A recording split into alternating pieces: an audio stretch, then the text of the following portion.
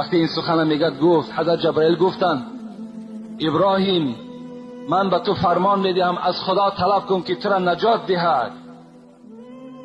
حضرت گفتن که حسبی بحالی و علمه بحالی، آن ذات مرا تماشا دارد، آن ذات مرا دیده ایستاده است.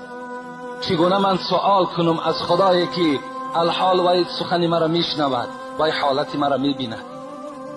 وقتی این مفسرای قرآن میگوید، وقتی ابراهیم میگوید با آتش از بالای چقدر بلندی باشد، وقتی که میگد کشاده شد و باید که در آتش افکیده شود، یک پرنده خیلی خورد برابر ابراهیم میگه به آتش می آمد و این پرنده میگه با تمام آن آوازی که داشت صدا میزد، داد میگفت و برابر ابراهیم به سوی آتش نزدیک میشد.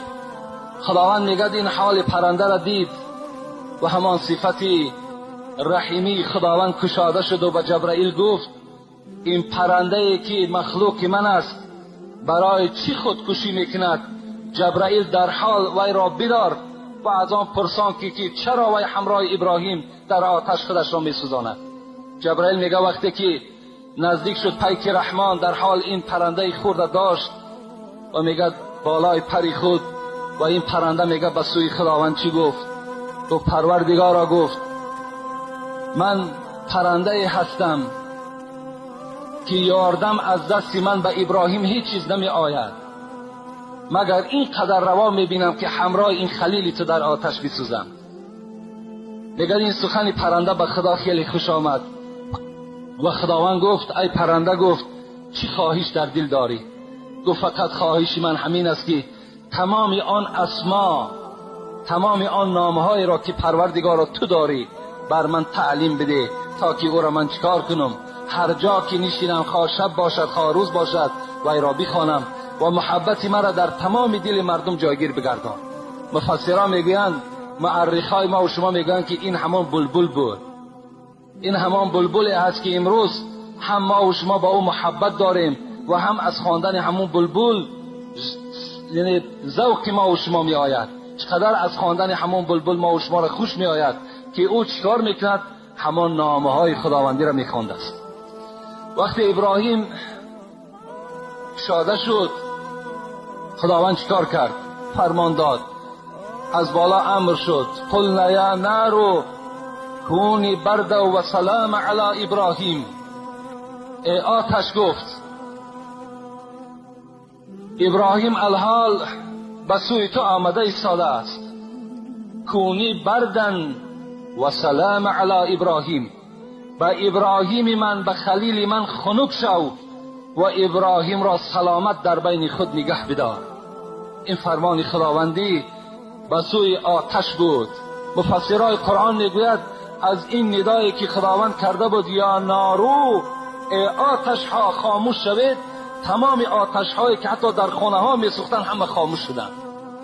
حضرت ابراهیم میگه در زیر همون آتش زد. چند روز در همون بین حضرت ابراهیم ماندن و همین نمرودی که در اول خواب دیده بود که تخت او را پشقار چپه میکند و تعبیر کرده بودند که کسی میبراید که این سلطنتی تو را چپه میکند، باز خواب دید که ابراهیم در بین همین آتش زنده است و تمام منجمه ها را فیراد کرد و گفت من این چنین خواب دیدم، میخواهم که از همون موضعی که من نظارت میکردم همون موضع مرا برید. وقتی نمرود میگد آمده دید ابراهیم در همون بین آتش سوزان، در اطرافش میگد هر گونه گلها میگد رویده بود و چند درختهای سبز میگد سبزیده بود و حضرت بالای تخت نشستگی و ذکر خدا را میکرد. ابراهیم، نمرود به سوی ابراهیم میگه فریاد زد. تو ابراهیم گفت من دیگر به تو کاری ندارم، خدای تو خیلی خدای قوی بوده است. از این گونه جزایی که من برای تو آماده کردم، از این گونه جزا که وقتی که تو را نجات داد، من دیگر گپی ندارم. فقط از تو خواهش میکنم که این ملک مرا ترک کن. از ملک من بیرون شو.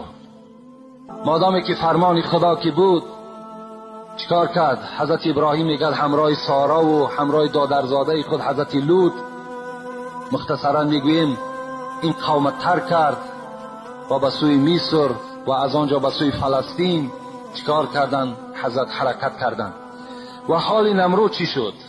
نمرود همون 400 سال پادشاهی که داشت، وقتی که همون سپری شد و هیچ ایمان بر خدا که نآورد، خداوند یک توده از پشه ها را سوی او خصمی که تیر انداختی، پشه کارش کفایت ساختی. صاحب چهار کتاب میگوید یک توده پشه ضعیف به سوی همین قوم نمرود چیکار کرد؟ روان کرد برای نابود کردن قوم نمرود. وقتی این پشه ها آمدن، به مجرد میگد کدام نفری را که همون نیش میزند، در حال همراه همون سپاه و اسب خود خاک به زمین میشدند. و نمرود وقتی این حالت دید میگد از اون موضع به سوی قصر خود آمدن و یک پشه میگه خیلی خورده از پس نمرود روانه شد و آمد میگه در دماغ همین نمرود در آمد و نیش میزد و علاج این همین بود که باید که به یگان چیزی وزنین به سر او زده شود. وقتی چند بار در سر نمرود که میزدند، بعد این پشه آرام میگرفت. و دوست داشته ترین آدم نمرود میگد همون کسی بود که وقتی که به قصر می در آمد، در سر نمرود چند کلتک در سرش میزد تا که همون چکار کرد؟ پشه آرام بگیرد. یعنی این یک عذاب از خداوند به نمرود بود. آهسته آهسته آهسته همین پشه چکار کرد؟ زهر خود به همین نمرود زد و نمرود را از همون بین مردمش، از بین قومش دور ساخت.